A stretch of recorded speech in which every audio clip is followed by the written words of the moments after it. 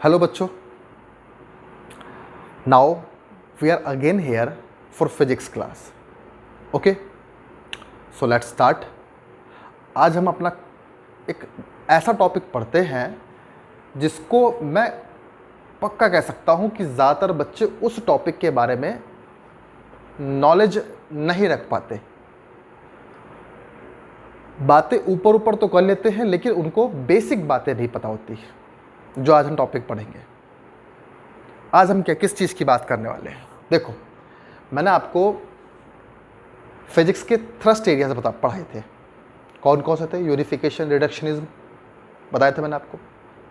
नहीं मालूम है तो पिछली वीडियोस चेक करो. ठीक है, तो यूनिफिकेशन में क्या था कि हम मिनिमम लॉज का यूज़ करते हैं नेचर के फिनोमेना को एक्सप्लेन करने के लिए. ठीक है, हम चाहते हैं एक ही लॉ से सब काम चल जाए, है कि एक ऐसा लॉ, एक ही लॉ यूज़ हो जाए जिससे हम नेचर के हर फिनोमेना में उस लॉ को फिट कर दें. इससे क्या होगा? चीज़ों को हमें याद करना आसान हो जाएगा. ठीक है, और समझना हमारे लिए आसान हो जाएगा. अब हमने देखा नेचर में कई तरीके के फोर्सेस देखे हमने. पहला फोर्स देखा हमने ये वाला, ये बॉडी नीचे गिरती है. दूसरा फोर्स देखा हमने, हमारा वेट क्यों होता है. हमारा वेट अर्थ पर तो कुछ और होता है और मून पर कुछ और होता है. मून पर कुछ और होगा अगर आप जाओगे तो. ठीक है, अगर हाइट बढ़ाते जाओगे तो वेट कम होता रहता है. क्लियर? लेकिन वेट क्यों होता है? वेट का वजह क्या है? अर्थ रोटेट कर रही है अराउंड द सन. क्यों रोटेट कर रही है? हमने तो इनर्शिया कंडीशन पढ़ी थी अर्थ कि कोई भी ऑब्जेक्ट जब चलता है तो चलता रहेगा, रुका है तो रुका रहेगा. That is inertia of rest, inertia of motion. और एक होती है इनर्शिया ऑफ डायरेक्शन कि कोई भी ऑब्जेक्ट जब चलता है तो सीधा ही चलेगा. अगर उसको उसकी डायरेक्शन चेंज करनी है तो इनर्शिया की कंडीशन कौन बदल सकता है? फोर्स बदल सकता है. ये ध्यान रखना आप हमेशा. तो ये तीन तरीके की इनर्शिया को बदल सकता है फोर्स सिर्फ. तो बेटा हमारे फिजिक्स में जो जब भी आप बात करोगे ध्यान रखना, मैं आपसे एक क्वेश्चन पूछता हूं कि बताओ हमारे नेचर का सबसे या हमारे खुद के लिए सबसे इंपॉर्टेंट थिंग क्या है. अगर आपसे पूछ जाए कि आपके लिए सबसे वैल्यूएबल चीज़ क्या है, ठीक है, तो आप बोलोगे सबसे वैल्यूएबल चीज़ है मेरे लिए एनर्जी. बिना एनर्जी के हम नहीं रह सकते, ये सब जानते हो. ठीक है, अब एनर्जी के कई सारे फॉर्म होते हैं. इलेक्ट्रिकल एनर्जी है ना, लाइट एनर्जी, दुनिया भर की साउंड एनर्जी है ना, और जो आप मोबाइल फ़ोन चला रहे हो उसके लिए इलेक्ट्रिकल एनर्जी चाहिए, है ना. अगर आपको चलना फिरना है तो आपको केमिकल एनर्जी चाहिए. खाना पीना चाहिए तो आप चल फिर नहीं सकते. सब जानते हो ये बात. ओके, अब फिजिक्स क्या करता है? फिजिक्स हमेशा स्टडी करता है, डील्स करता है. किसके लिए लेकर के? वो हमेशा जहाँ एनर्जी देखेगा वहाँ टांग अड़ाएगा. वो बोलेगा कि ये पार्ट मेरा है. कहते नहीं पुलिस वाले ये एरिया मेरा है, तो ये केस भी मेरा है. तो फिजिक्स से बोलता है क्या? एनर्जी आ गई, एनर्जी की बात आ गई तो ये केस मेरा है. सबको समझ आ गया? अब हमेशा फिजिक्स एनर्जी को लेके बात करेगा, मैटर को लेके बात करेगा. जहां मैटर की बात आएगी, मास को लेके बात आएगी तो फिजिक्स बोलेगा ये मेरा केस है. एनर्जी को लेके बात आएगी तो फिजिक्स कहेगा मेरा केस है ये. अब जब भी एनर्जी होती है तो एक चीज़ तो पीछे पीछे आ जाती है. वो चीज़ कौन है? फोर्स. तो बिना एनर्जी के तो फोर्स नहीं हो सकता, या बिना फोर्स के एनर्जी नहीं हो सकती. दोनों ही एक दूसरे से जुड़े हुए हैं. तो अगर आप फोर्स को अच्छे से समझ लेते हो तो डेफिनेटली आप फिजिक्स को अच्छे समझ लोगे. कि आप ये देखोगे शुरू से लेकर एंड तक फोर्स कहीं ना कहीं किसी ना किसी चीज़ से रिलेट हो ही जाता है. बिना फोर्स की कोई चीज़ चलने वाली नहीं, और चलने वाली नहीं कोई चीज़ तो फिजिक्स से किसी काम की नहीं. ठीक है, तो आज हम बात करेंगे फंडामेंटल ऑफ फोर्सेस या बेसिक फोर्सेस. हमारे नेचर के जो बेसिक फोर्सेस हैं, जैसे मैंने आपसे बोला ना, बेसिक नंबर 0 to 9, और बाकी नंबर तो क्या है, इन्हीं से मिलके बने होते हैं। ठीक है, अब जैसे मैंने बोला एक बच्चा है जिसका नाम चिंटू है, ठीक है, स्कूल में नाम राहुल है, घर में उसे चिंटू बुलाते हैं, स्कूल में उसको राहुल बुलाते हैं, लेकिन उसके दोस्त उसको अलग अलग नाम से बुलाते हैं, है ना। आप लोग अपने दोस्तों का नाम तो अलग अलग रखते हो ना, कभी भी उसके नाम से बुलाओगे, उसको नाम चढ़ाओगे। मैं हमेशा देखता हूँ बच्चों को, कभी भी उसके नाम से नहीं बुलाएंगे, उसको नाम रखेंगे अलग अलग, ज़बरदस्ती करते हैं, जबकि उसका नाम रखा गया है, उसको चिढ़ाएंगे ज़बरदस्ती। ठीक है, कोई छोटा होगा तो बोना वोना बोलते रहेंगे, दुनिया भर के नाम रख देते हैं, किसी न किसी बेसिस पर उसके फेस को देख करके किसी न किसी चीज़ को उस पर नाम रख देंगे।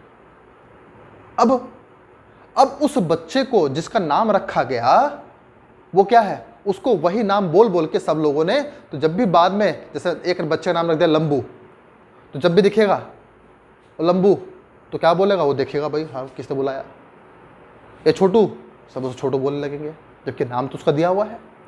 ठीक है, तो अगर मैं राहुल बोलूं तब भी वही लड़का सुनेगा, छोटू बोलूं तो वही लड़का सुनेगा, और चिंटू बोलूं तो वही लड़का सुनेगा। तो आदमी तो एक ही है, इंसान तो एक ही है, नाम अलग अलग है, नाम अलग अलग है। वही काम फोर्स भी करता है, ये फोर्स भी वही काम करता है। हमारे नेचर में 4 तरीके के फोर्स होते हैं, 4 क्या, एक्चुअली 2 फोर्सेस हमारे मेन होते हैं। मेन तो चारों ही हैं वैसे, लेकिन ये 2 फोर्सेस हमें अपनी आंखों से दिखते हैं, इनकी एक्टिविटी हमें अपनी आंखों से दिखती है। जैसे ये देखो, ये नीचे आया, तो नीचे आया तो किस वजह से आया, डेफिनेटली आप बोलो ग्रेविटेशनल फोर्स की वजह से आया। तो दिखा तो, इसका मोशन दिखा तो, फोर्स करता क्या है, किसी बॉडी को डिस्प्लेस कर देता है, मोशन में ला देता है। ठीक है, तो आपको इसका इफेक्ट दिखता है ग्रेविटेशनल फोर्स का। दूसरा, मैंने क्या करा, इस पर कुछ कागज़ के बिट्स, छोटे छोटे पेपर डाल दिए और इसको प्लास्टिक को रब किया मैंने क्लोथ से। जब उसके पास लेके आया तो क्या देखा, कागज़ के पीसेस चिपक गए ऊपर, ग्रेविटी के अपोज चले जाके चिपक गए। अगर ग्रेविटी इतनी मजबूत होती तो ये कागज़ ऊपर न आते, नीचे रहते, क्योंकि ये बॉडी बहुत ही हल्की है कंपेयर टू अर्थ, तो ये पेपर ऊपर क्यों गए, यानी इसका फोर्स ज़्यादा हो गया। यानी जो इसने फोर्स बनाया वो मास से तो नहीं बनेगा, कुछ ना कुछ और वजह है। तो हमारे नेचर में, ध्यान से सुनो बच्चों, मैं आपको हर बात बताऊंगा इसके बारे में, बहुत बहुत बारीकी से बताऊंगा। ठीक है, आप समझ के रखो, है ना।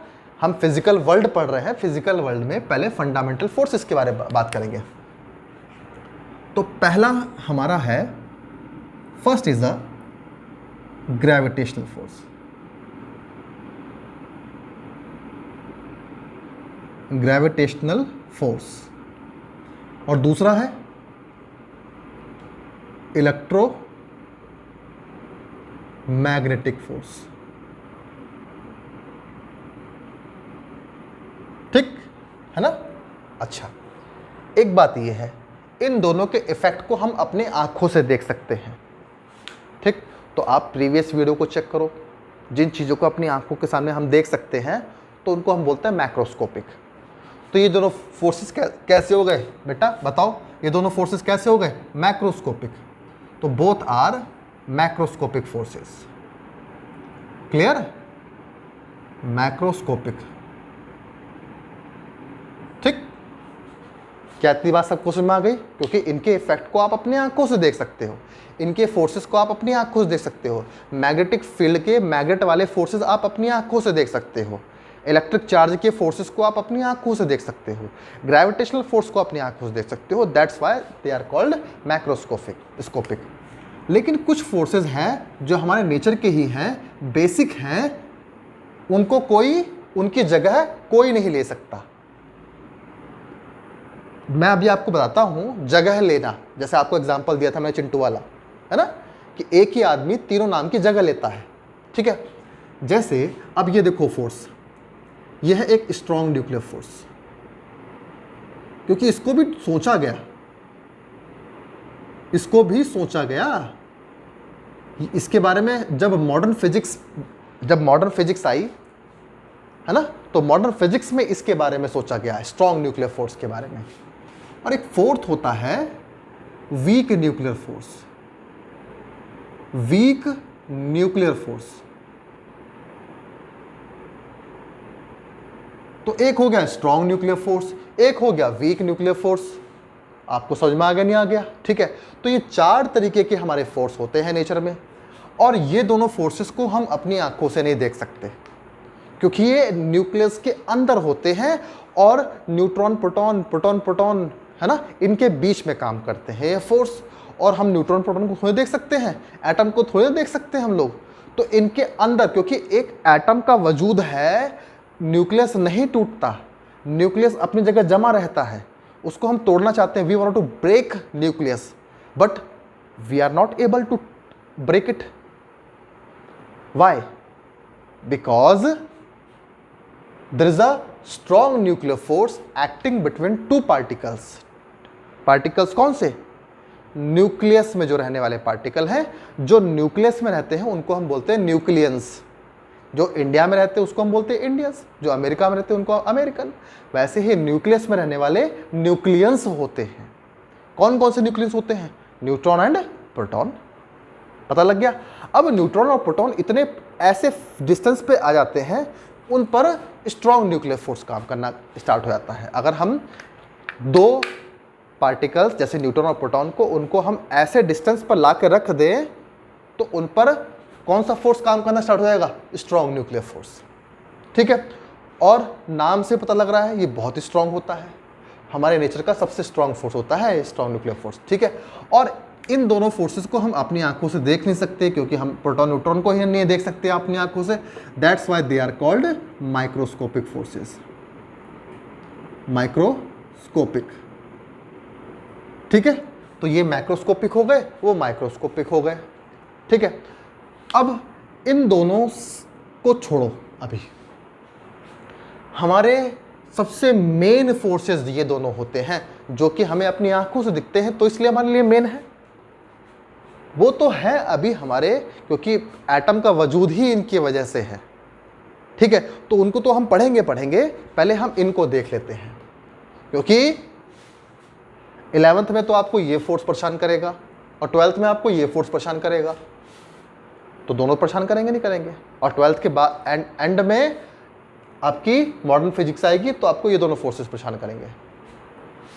ठीक, तो पहले आप इनको देखो, पहले इनकी बारी आएगी ना। ठीक है, अच्छा बेटा, ग्रेविटेशनल फोर्स का सोर्स कौन होता है? तो इसका सोर्स है, इसका कॉज कौन है? तो इसका कॉज है मास। आप लोग लिख लेना, है ना, कॉपी पेन लो, उसमें लिखो आप लोग। तो ग्रेविटेशनल फोर्स का सोर्स कौन होता है? Mass. The source of gravitational force is a mass. अच्छा, इलेक्ट्रोमैग्नेटिक फोर्स का सोर्स कौन होता है? तो ध्यान रखना, इसका सोर्स होता है इलेक्ट्रिक चार्ज। ठीक है, अब ये क्या इलेक्ट्रिक चार्ज अलग से पैदा होता है? नहीं, ध्यान रखना, मास की ही कैरेक्टरिस्टिक है इलेक्ट्रिक चार्ज। मास की ही एक कैरेक्टरिस्टिक होती है इलेक्ट्रिक चार्ज। जैसे मैंने आपसे बोला, एक बच्चा है तुम्हारी क्लास में जो बड़ा हैवी है, तो उसके पास क्या है? मास।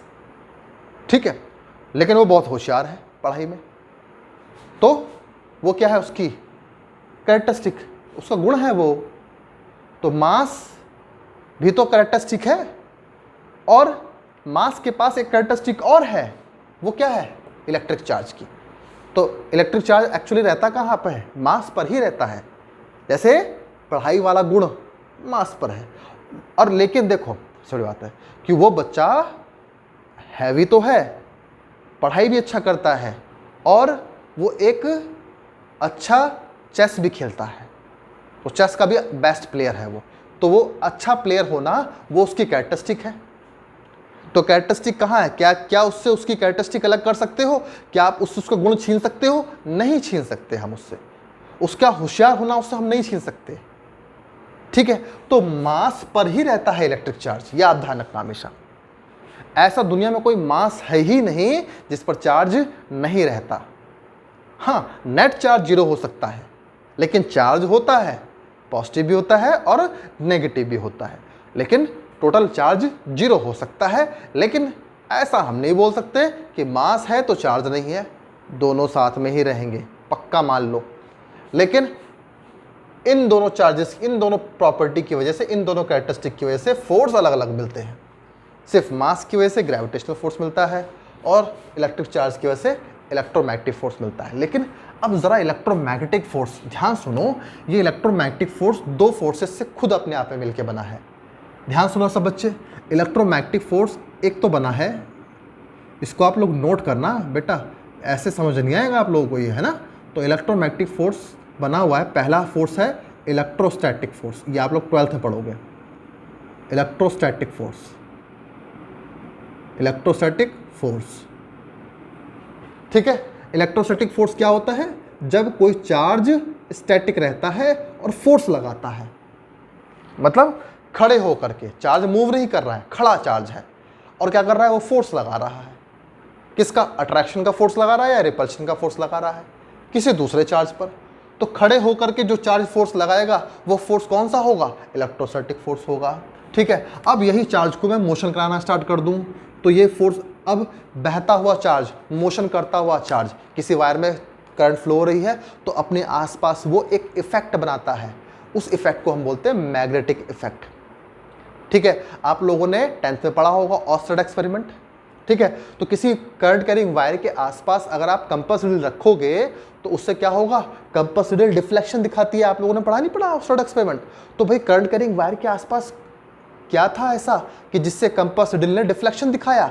ये मान लो ये करंट कैरिंग वायर है, इसमें करंट फ्लो हो रहा है, मैंने एक कंपास नीडल रखा, जैसे ही करंट फ्लो होता देखा मैंने, क्या देखा? ये इसने डिफ्लेक्शन दिखाया। करंट डायरेक्शन उल्टी कर दी तो इसने डिफ्लेक्शन उल्टा कर दिया। क्या ये बात सबको समझ में आ गई? ठीक है। तो अब जब चार्ज स्टैटिक रहेगा तो ड्यू टू स्टैटिक कौन सा फोर्स लगाएगा? Electrostatic. Due to motion, charge की करंट की वजह से कौन सा फोर्स बनेगा? Magnetic force. कौन सा फोर्स बनेगा बेटा? Magnetic force. अब दोनों ही तो इलेक्ट्रिक चार्ज की वजह से होते हैं। ये तो जब चार्ज स्टेबल रहता है, और ये कब बनता है? जब चार्ज की करंट होती है, जैसे हम बोलते हैं इलेक्ट्रिक करंट। तो ये फोर्स तो इलेक्ट्रिक करंट की वजह से होता है, और ये क्या होता है? जब चार्ज स्टैटिक रहता है। लेकिन दोनों के ही दोनों इलेक्ट्रिक चार्ज की वजह से ही तो है, तो हम इनको अलग अलग फोर्स नहीं बनाते, क्योंकि इलेक्ट्रिक चार्ज ही इनका कॉज है। इनकी वजह कौन है? Electric charge. तो हमने इन दोनों को कंबाइन करके हमने क्या बोल दिया? Electromagnetic force. इलेक्ट्रोमैग्नेटिक फोर्स, है ना। दोनों का स्टार्टिंग ले लिया, इलेक्ट्रोमैग्नेटिक फोर्स। क्या इतनी बात सबको समझ आ गई? क्या ये बात आप जानते थे? अगर जानते थे तो बहुत अच्छी बात है, नहीं जानते हैं तो अब जान गए आप लोग, तो इससे अच्छी बात क्या है? अब आप लोग याद रखना, है ना, भूलना मत। ओके, चलो। अब ये तो हो गया, हम लोगों को पता लग गया, ठीक है। ये तो आपको पता ही है कहाँ काम करते हैं? न्यूट्रॉन्स और प्रोटॉन्स के बीच में काम करते हैं। जब न्यूट्रॉन प्रोटॉन एक ऐसे डिस्टेंस पे आ जाते हैं पास पास, तो इनके बीच में ये स्ट्रॉन्ग फोर्सेस काम करने लगता है, ठीक है। हम देखते हैं हम न्यूक्लियस को नहीं तोड़ पाते, ठीक है। अभी आप 12th में पढ़ोगे Rutherford experiment, Geiger Marsons experiment बोलते हैं उसको हम, ठीक है। तो उसमें अल्फा रे स्कैटरिंग, अच्छा उसको अल्फा स्कैटरिंग नाम से भी जाना जाता है, अल्फा रे स्कैटरिंग एक्सपेरिमेंट से 3 नाम से जाना जाता है, ठीक है। उसमें क्या किया गया? अल्फा रेज को ऐसे बहुत हाई एनर्जी से छोड़ा गया। एक गोल्ड की फॉइल रख दी, पतली सी गोल्ड की फॉइल रखी रास्ते में, और ये अल्फा पार्टिकल्स आ रहे हैं, और क्या देखा उन्होंने? हमने देखा कि वो ये गोल्ड, मान लो एक गोल्ड का न्यूक्लियस है, ऐसे मानो। अभी अल्फा पार्टिकल आए और क्या देखा? ये ऐसे मुड़ गए, इससे टकराए नहीं, इससे इधर स्कैटर हो गए, बिखर गए। जो अल्फा पार्टिकल ऐसे, ये मान लो ये गोल्ड का न्यूक्लियस है, तो ये आ करके इससे बिखर गए, ठीक है। कोई इधर चला गया, कोई उधर चला गया, कोई इधर चला गया। तो हमने देखा कि इसको क्यों नहीं हिला पाए, यानी ये बहुत मजबूत है ना। हमने पूरी कोशिश की, ये नहीं टूट पा रहा है हमसे, है ना। तो ये अगर ये बंधा हुआ है, ये बहुत मजबूती से बंधा हुआ है, तो कोई ना कोई फोर्स ने इनको पकड़ा हुआ है। अब ये बना हुआ किससे है? न्यूक्लियस। तो न्यूक्लियस बना होता है न्यूट्रॉन और प्रोटॉन से बना होता है। तो इसके अंदर बहुत सारे न्यूट्रॉन प्रोटॉन भरे हुए हैं, और सब ने आपस में कस के पकड़ा हुआ, एक दूसरे को छोड़ नहीं रहे हैं, कौन से फोर्स ने पकड़ा हुआ है इनसे, किस फोर्स से पकड़ा हुआ है उन्होंने, स्ट्रॉन्ग न्यूक्लियर फोर्स से। ठीक है, अच्छा अब वीक न्यूक्लियर फोर्स कब आता है? हम देखते हैं कि जब हम एक रेडियो एक्टिव यूरेनियम का जैसा एटम है, यूरेनियम का, ठीक है, इसका 238 के आसपास मास नंबर होता है, इसका बहुत ही हैवी एटम होता है, यूरेनियम का बहुत ही नेचर में सबसे हैवी एटम में आता है यूरेनियम।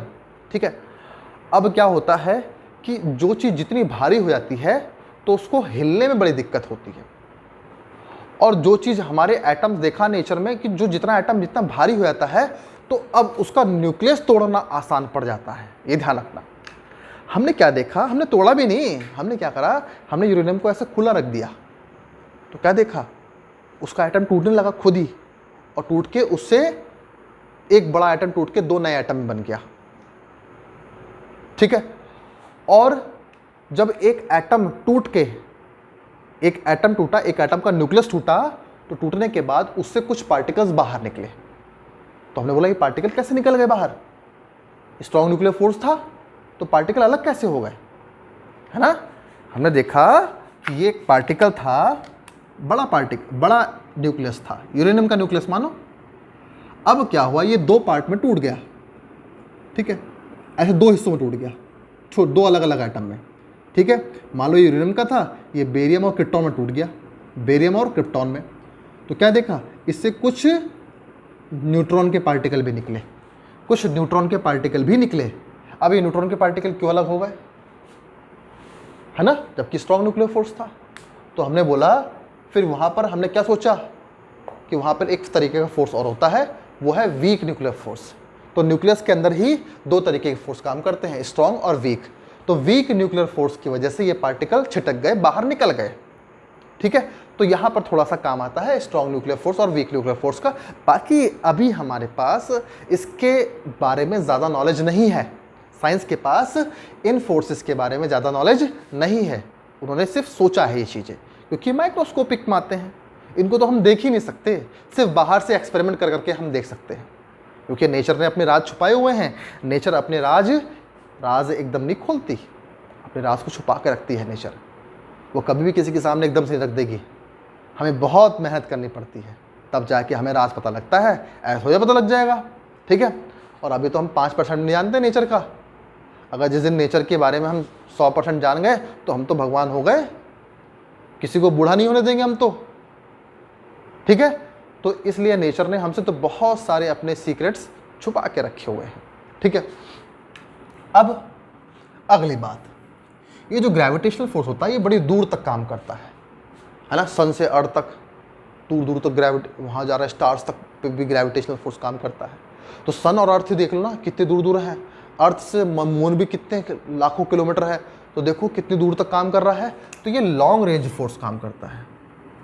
ये जो फोर्स होता है ये लॉन्ग रेंज फोर्स होता है। ठीक है, this is a long range force. ये भी लॉन्ग रेंज फोर्स होता है, ज़्यादा बड़ा लिख दिया मैंने, लॉन्ग रेंज फोर्स।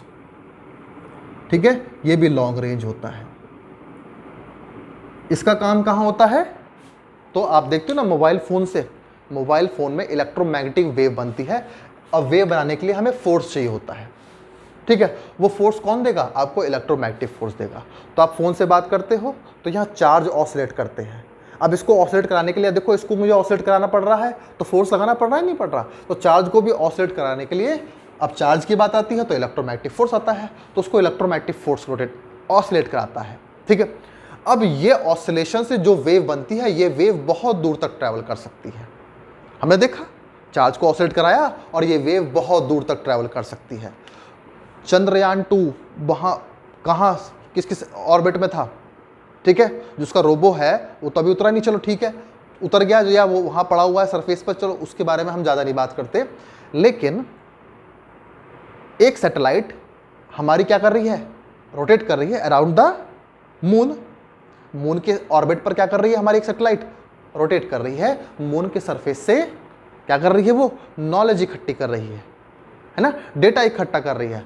अब वो डेटा उसको यहाँ से यहाँ भेज रही है, इतनी दूर से यहाँ तक भेज रही है ना। मार्स, जहाँ तक कि मार्स से डेटा आ रहा है, हाँ रोबो वहाँ पर जा चुका है। ठीक है, नासा वालों ने रोबो भेज चुके हैं, वहाँ से डेटा वो भेज रहा है। अब वो डेटा कैसे भेज रहा है? इलेक्ट्रोमैग्नेटिक से, फोर्स से। तो इतनी दूर से काम कर रहा है, तो ये भी फोर्स कैसा है? लॉन्ग रेंज फोर्स है। लेकिन क्या ये लॉन्ग रेंज फोर्स है? नहीं, ये शॉर्ट रेंज फोर्सेस होते हैं, बहुत ही शॉर्ट,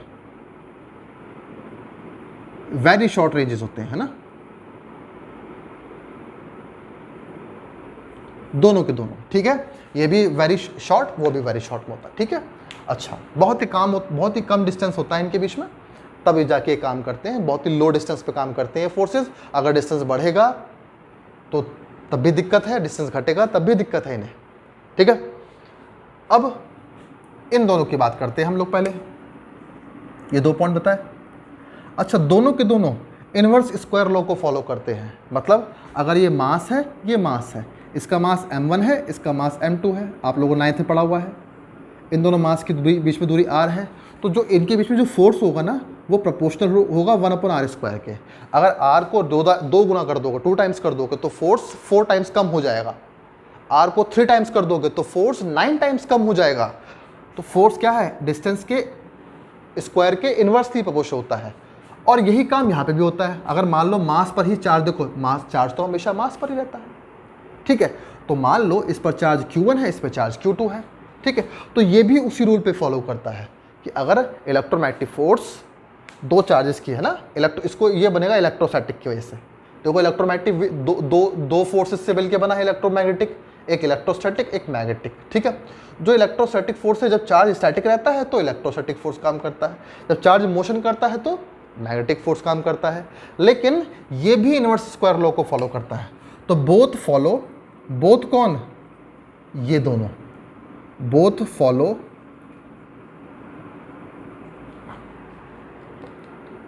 इनवर्स स्क्वायर लॉ। ठीक है, दोनों के दोनों इनवर्स स्क्वायर लॉ को फॉलो करते हैं। सबको समझ में आ गया? एक बात और है, हमने 2 मासेस के बीच में मान लो 10 न्यूटन का फोर्स काम कर रहा है। अब हमने क्या करा, इन दोनों मासेस, मान लो ये दोनों मासेस हैं, ये दोनों एक दूसरे को अट्रैक्ट कर रहे हैं 10 न्यूटन फोर्स से। लेकिन एक बात और दिमाग में आ गई, चलो अभी ठीक है मैं बताता हूँ उसके बारे में। ये दोनों मासेस एक दूसरे पे फोर्स लगा रहे हैं 10 न्यूटन का। इन दोनों को मैंने पानी में डाल दिया, अब भी कितना फोर्स लगा रहे हैं? 10 न्यूटन का। इन दोनों के बीच में कागज भर दिया मैंने, अब भी कितना फोर्स लगा रहे हैं? 10 न्यूटन का। इसका मतलब इन दोनों, अगर हम इनके बीच में डिस्टेंस ना बदलें और इनका मास ना बदले तो फोर्स नहीं कभी चेंज होने वाला। तो ये जो फोर्स होता है ये बीच के मीडियम पे डिपेंड नहीं करता। तो ये फोर्स कौन सा force? Gravitational force. This force does not change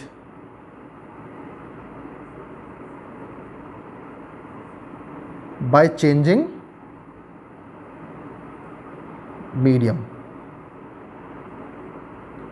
ठीक, इसको मैं अलग लैंग्वेज में लिख सकता हूं कि this force is independent on medium, और this force is independent on medium. क्या इतनी बात पता लग गई सब बच्चों को? ठीक है, अब ये फोर्स मीडियम पर डिपेंड करता है। पानी में डालोगे तो कुछ अलग हो जाएगा, बीच में कागज भर दोगे तो फोर्स बदल जाएगा, जबकि हम चार्जेस नहीं चेंज कर रहे हैं। तो this medium, this force depends on medium. ये मीडियम पे डिपेंड करता है ये वाला फोर्स। कौन सा फोर्स? Electromagnetic force. अगर मीडियम बदल दोगे, मीडियम समझते हो ना, दोनों चार्जेस को पानी में डुबो दिया, दोनों चार्जेस को तेल में डुबो दिया, दोनों चार्जेस को जहां मर्जी, मतलब इनके बीच में जो लगने वाला फोर्स था, तो इनके बीच में जो मीडियम है वो मीडियम बदलने से फोर्स बदल गया। ये समझो आप लोग। ठीक है, तो मीडियम बदलने से फोर्स बदलता है, इस वजह से ये मीडियम पे डिपेंड करता है और ये मीडियम पे डिपेंड नहीं करता। ठीक है, और एक बात और है, इसका जो इसमें जो फोर्स में, इस फोर्स का रिलेशन क्या होता है? F बराबर G m1 m2 upon r²। इसका रिलेशन क्या होता है? तो F बराबर, ये G कांस्टेंट है, इसका कूलम्स कांस्टेंट बोल देता हूँ, कूलम से ही निकाला था हम लोगों ने, Q1 Q2 upon are square. इस सी की जो वैल्यू होती है वो 1/4πε होती है। ये हम लोग 12th में पढ़ेंगे अच्छे से, लेकिन आप इसको छोड़ो, सिर्फ आप देखो इसका जो जी होता है ये यूनिवर्सल कांस्टेंट होता है। जी is a universal constant,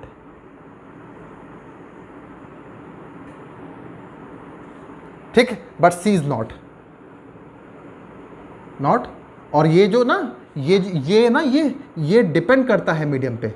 C is not, c depends on medium. क्या बच्चों ये बात पता लगे आप लोगों को, है ना? इतनी सारी बातें तो आपको पता ही नहीं होंगी अभी तक किसी ने। याद रहेगा सब बच्चों को?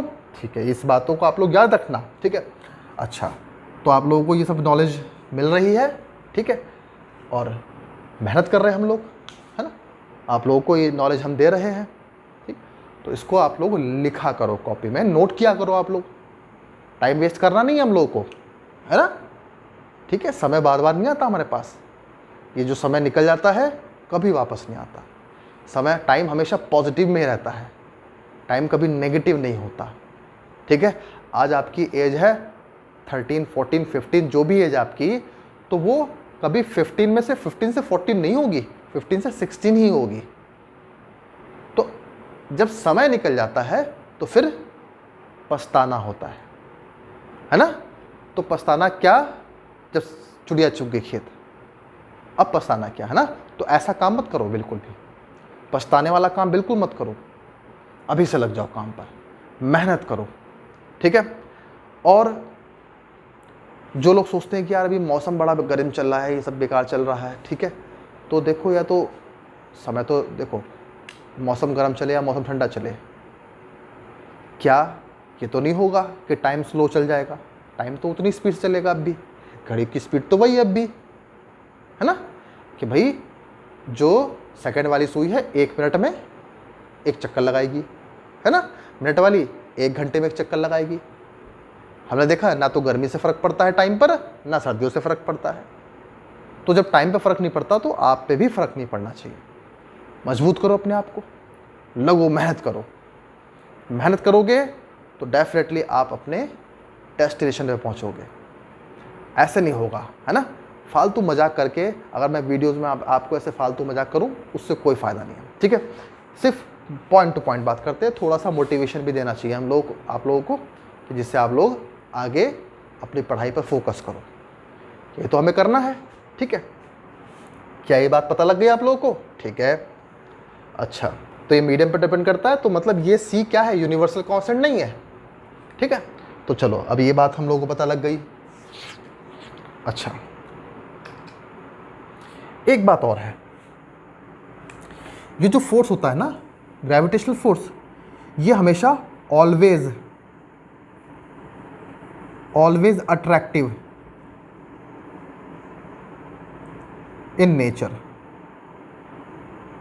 मतलब ये हमेशा फोर्स ऑफ अट्रैक्शन का ही होता है।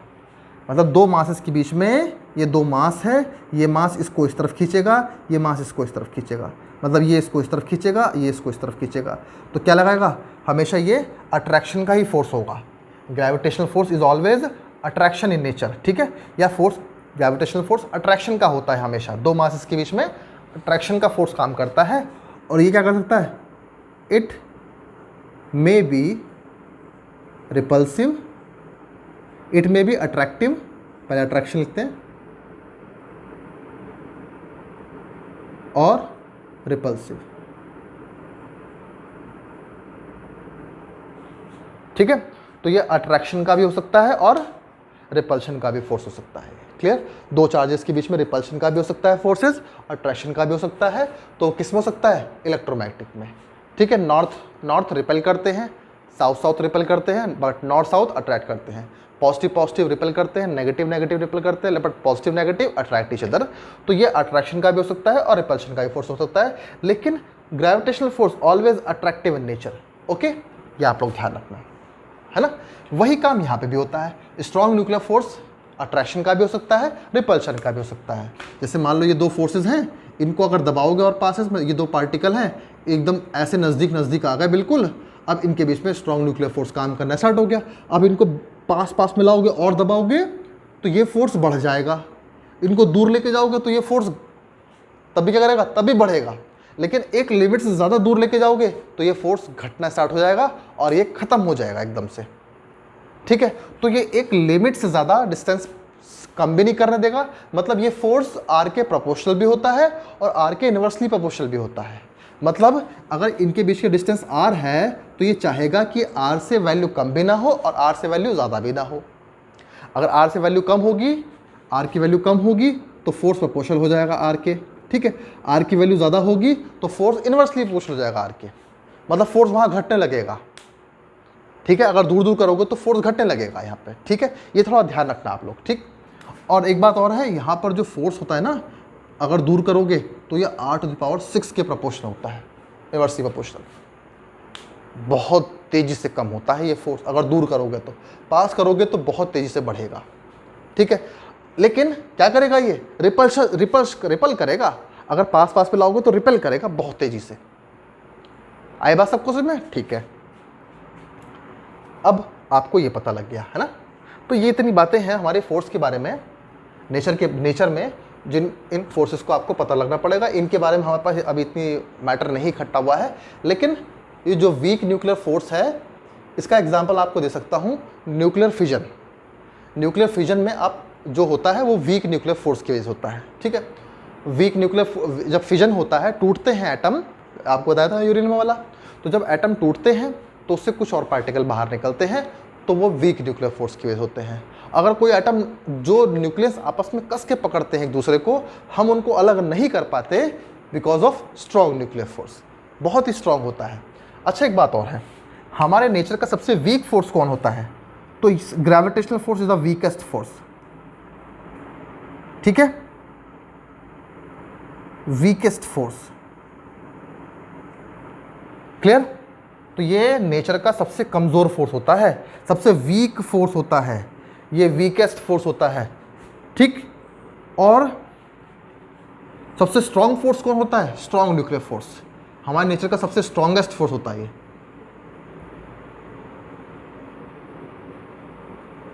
Strongest force. ठीक, लेकिन ये वाला इससे बहुत ज़्यादा स्ट्रॉन्ग होता है। ये वाला फोर्स, इलेक्ट्रोमैग्नेटिक फोर्स, इस वाले फोर्स से बहुत ज़्यादा स्ट्रॉन्ग होता है। कितना होता है? 10⁻29 टाइम्स ऑफ ग्रेविटेशनल फोर्स। ठीक है ना, 10⁻29 टाइम्स ज़्यादा होता है ये वाला फोर्स। क्लियर? अच्छा, ये वाला 100 टाइम्स होता है किसका? इलेक्ट्रोमैग्नेटिक फोर्स का। 110 टाइम्स, 100 टाइम्स इतना होता है, लेकिन ज़्यादा होता है। ठीक है, इलेक्ट्रोमैग्नेटिक फोर्स। क्या ये बात सबको समझ में आ गई? ठीक है, तो ये इतने ये फोर्सेस हमारे नेचर के।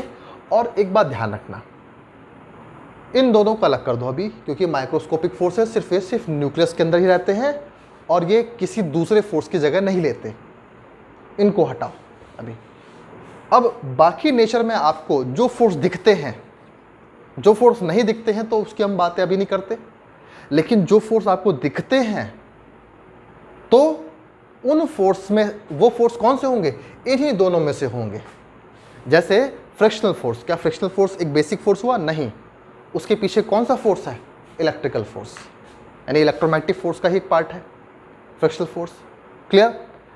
और ये दो मासेज, ये अर्थ की तरफ जा रहा है, तो कौन से फोर्स की वजह से? Gravitational force. तो जहां मास की बात आएगी, ग्रेविटेशनल फोर्स। लेकिन सबसे ज़्यादा हमारे काम तो देखो ये दोनों फोर्सेस ही काम देते हैं। इन दोनों फोर्सेस की अगर मैं कंपेयर करूं तो नहीं, ऐसा नहीं हो सकता कि ये फोर्स कम लगता है, वो फोर्स ज़्यादा लगता है। ग्रेविटेशनल फोर्स तो आप हमेशा ही एक्सपीरियंस करते हो। आपका वेट, आपका जो वेट है वो that is a part of, that is a gravitational force. ठीक है, अब मैंने क्या किया, ये जो इतनी सारी इंक चिपकी हुई है बोर्ड से, तो बोर्ड के एटम ने इंक के एटम को पकड़ लिया। वो कब पकड़ा? जब मैंने इसको इस पर रब किया फ्रिक्शन से। तो फ्रिक्शन से कौन सा फोर्स बनता है फ्रिक्शन से? भाई बोर्ड के एटम से कैसे चिपक गया ये इंक का एटम? इलेक्ट्रिकल फोर्स से, तो वहाँ पे भी क्या है, इलेक्ट्रिकल फोर्स। पेंट के एटम क्या है, दीवार से चिपक जाते हैं इलेक्ट्रिकल फोर्स से। दो कागज़ के बीच में मैंने फेविकोल डाल दिया, जो देखा वो बहुत कस के पकड़ लेते हैं, that is the due to electromagnetic force. वहाँ पे भी इलेक्ट्रोमैग्नेटिक फोर्स होता है, मतलब इलेक्ट्रिकल ही फोर्स आता है वहाँ पर, ठीक है। तो जहाँ ग्रेविटेशनल फोर्स नहीं होगा तो वहाँ कौन सा फोर्स होगा, इलेक्ट्रोमैग्नेटिक फोर्स। क्या ये बात सबको समझ में आ गई, ठीक है। तो यही दो हमारे नेचर के बेसिक फोर्सेस हैं, ये ध्यान रखना है ना। क्या सेंट्रीपिटल फोर्स बेसिक फोर्स है, नहीं, centripetal force is not a basic force, ठीक है। इन्हीं दोनों फोर्सेस में से सेंट्रीपिटल फोर्स की जगह लेता है। जैसे मैं आपको एक एग्जांपल लेता हूँ, जैसे आपकी क्लास में कोई बच्चा मॉनिटर होता है, ठीक है, ओके। अब आप प्रमोट होकर के 12th क्लास में चले गए, तो क्या अब भी वही बच्चा 11th क्लास का मॉनिटर होगा, नहीं। अब मॉनिटर की पोस्ट तो वही है, लेकिन वो बच्चा नहीं रहा अब उस पोस्ट पर, उस पोस्ट पर दूसरा बच्चा आ गया, ठीक है। तो सेंट्रीपिटल फोर्स भी ऐसा ही होता है। सेंट्रीपिटल फोर्स कोई अपना एक इंडिविजुअल फोर्स, एक बेसिक फोर्स नहीं होता, उसकी जगह कोई दूसरा फोर्स लेता है। फॉर एग्जाम्पल, अर्थ को रोटेट करने में ग्रेविटेशनल फोर्स हेल्प करता है, तो वहाँ सेंट्रीपिटल फोर्स कौन देता है, ग्रेविटेशनल फोर्स, ठीक है। लेकिन एक इलेक्ट्रॉन न्यूक्लियस के चारों तरफ रोटेट करता है, तो वहाँ पर सेंट्रीपिटल फोर्स कौन देता है, इलेक्ट्रोस्टैटिक फोर्स, ठीक है। तो ये बात आप लोगों को क्लियर हुई, क्या ये बात आपको समझ में आ गई है ना। उम्मीद करता हूँ कि आपको बेसिक फोर्सेस के बारे में सब पता लग गया होगा आज, है ना। अगर कुछ प्रॉब्लम होती है, कोई पॉइंट अगर रह जाता है समझने से, तो आप मुझे बताइए, मैं उसको एक्सप्लेन करूँगा, है ना। और इन दो फोर्सेस के बारे में definitely you will study in 12th classes in modern physics, है ना। मॉडर्न फिजिक्स में आप लोग पढ़ोगे इन दो फोर्सेस के बारे में। अब हम आगे बात करेंगे नेक्स्ट वीडियो में कंजर्वेशन, लॉ ऑफ कंजर्वेशन के बारे में, फिर हम अपने जो बेसिक फिजिक्स है वो स्टार्ट करेंगे, ठीक है। तो उसके बारे में हम बात करते हैं। बाकी अगर आपको पसंद आया हो तो लाइक करो, सब्सक्राइब करो, जैसे अगली वीडियो आपको मिल जाए। बाकी क्या है, आपने मेहनत की है तो कुछ करना चाहिए आप लोगों को भी, ठीक है। Thank you very much.